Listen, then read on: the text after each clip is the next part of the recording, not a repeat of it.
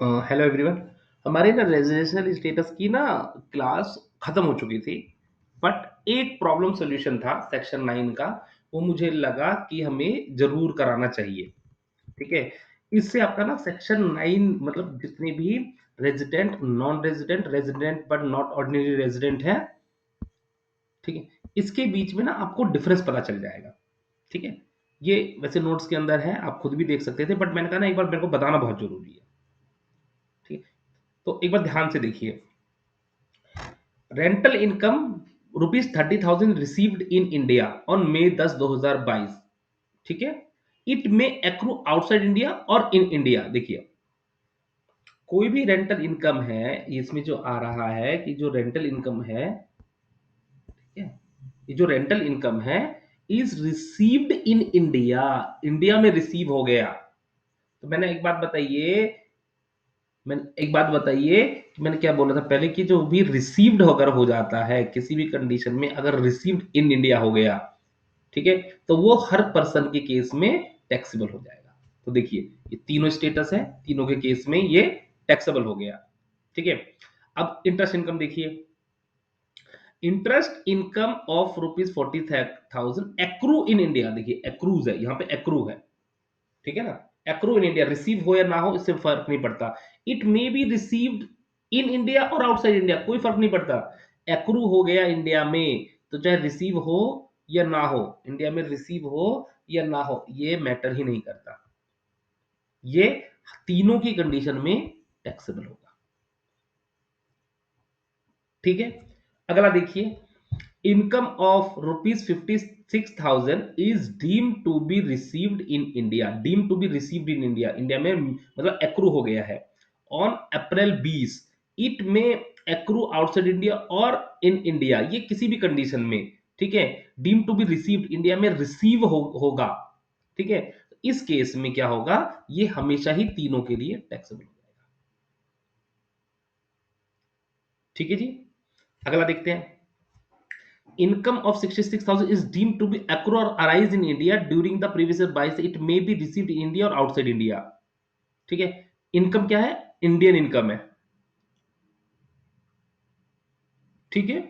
It is an Indian income always taxable, चाहे वो तीनों में से कोई भी कंडीशन हो। उसके बाद देखिए, अगला देखते हैं थोड़ा सा, तो थोड़ा छोटा कर लेते हैं कि ना एक ही पेज में आ जाए सारा। ठीक है।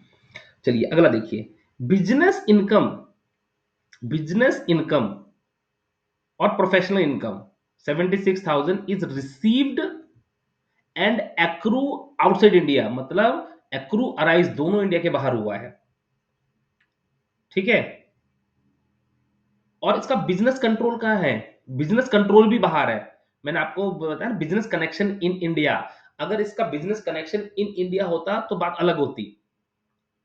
ठीक है। और बिजनेस कनेक्शन आउटसाइड इंडिया है, तो कहने का मतलब क्या है कि सिर्फ इंडिया का जो रेजिडेंट है, रेजिडेंट उसके लिए ही ये टैक्सेबल होगा। ठीक है।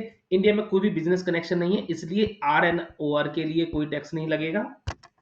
आर एन ओ आर के लिए कोई टैक्स नहीं लगेगा। ठीक है। और नॉन रेजिडेंट के लिए कोई टैक्स नहीं लगेगा, इंडियन इस पे टैक्स देगा। ठीक है। एक अगला एग्जांपल जिससे आपको ये चीज क्लियर हो जाएगी कि आर एन ओ आर और रेजिडेंट में क्या फर्क हो जाता है। देखिए, in situation 5, suppose business is control from India और profession is set up in India. ठीक है।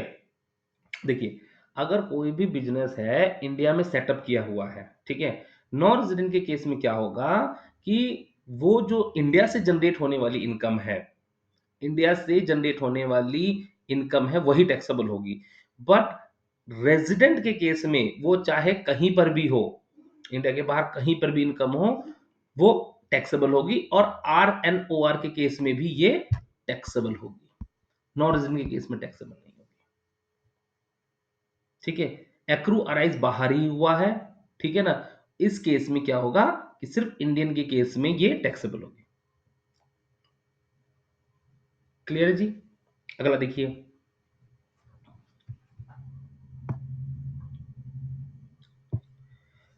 7th, रेंटल इनकम और सैलरी इनकम और interest income ₹86,000 is received outside India India के बाहर ही रिसीव हुआ है, ठीक है। And at the same time it is accrues outside India. देखिए, रिसीव भी बाहर हुआ, एक्रो भी बाहर हुआ, अराइज भी बाहर हुआ।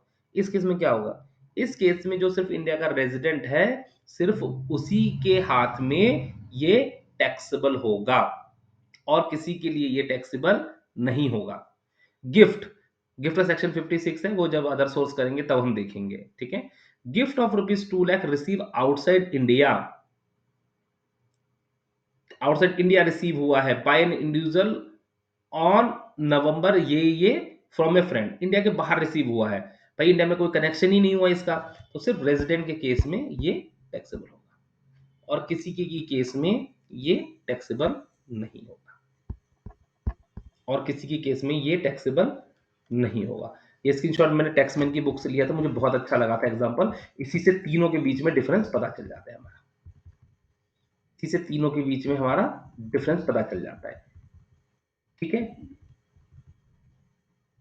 इस एग्जाम्पल के बाद अब हमारा कुछ भी नहीं बचा रेजिडेंशियल स्टेटस में।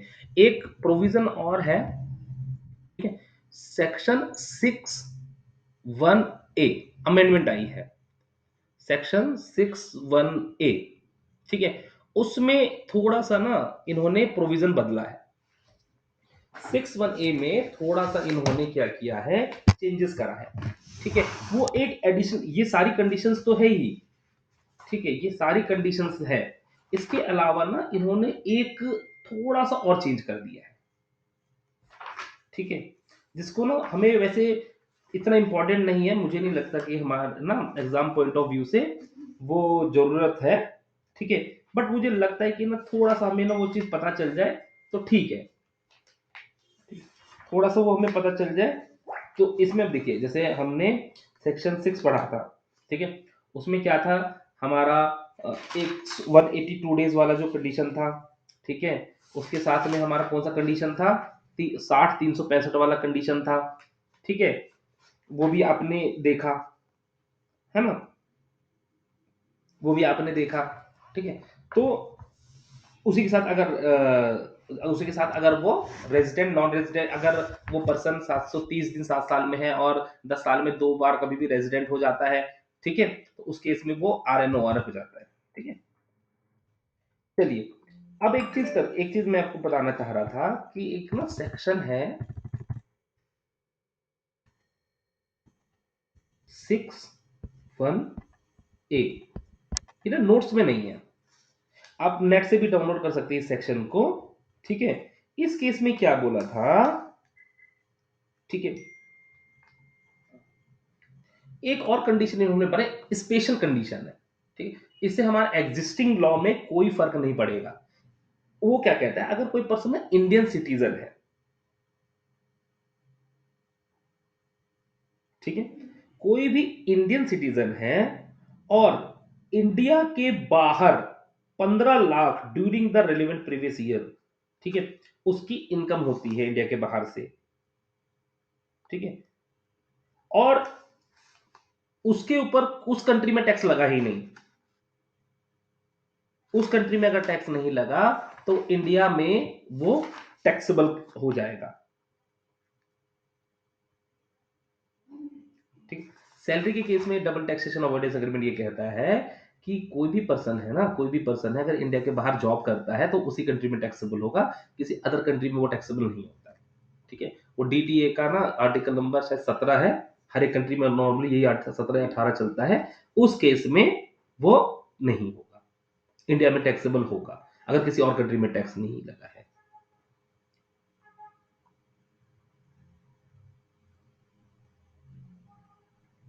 एक और ध्यान से देखिए, इसमें एक और एक्सेप्शन है, इसका सेकंड एक्सेप्शन है कि देखिए, वो एक इंडियन सिटीजन होना चाहिए,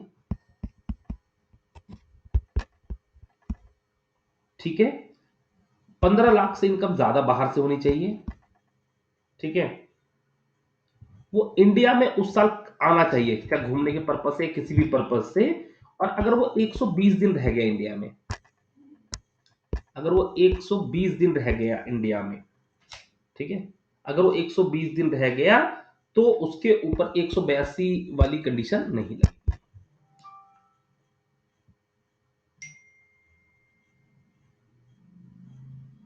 ठीक है? 182 वाली कंडीशन नहीं लगेगी, 120 वाली लगेगी।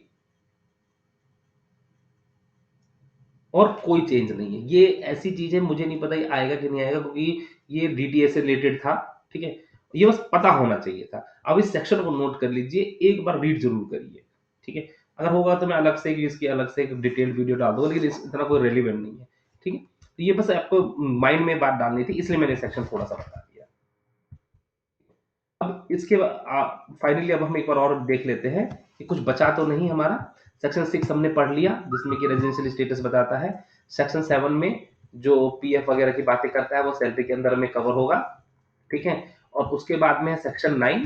सेक्शन 9 में हमने ये जाना कि एक्रोराइज क्या होता है, कौन सी जो अगर कोई नॉन रेजिडेंट है तो कौन सी इनकम एक्रू होगी, कौन सी इनकम अराइज होगी, और कहाँ का हमें टैक्सेबल करना चाहिए। इसमें कुछ एग्जांपल्स है, वो एक बार पढ़ेंगे, मैंने वो बताया भी था, ठीक है? उसको पढ़ेंगे, आपको बहुत अच्छा लगेगा और बहुत सही से समझ में आएगा।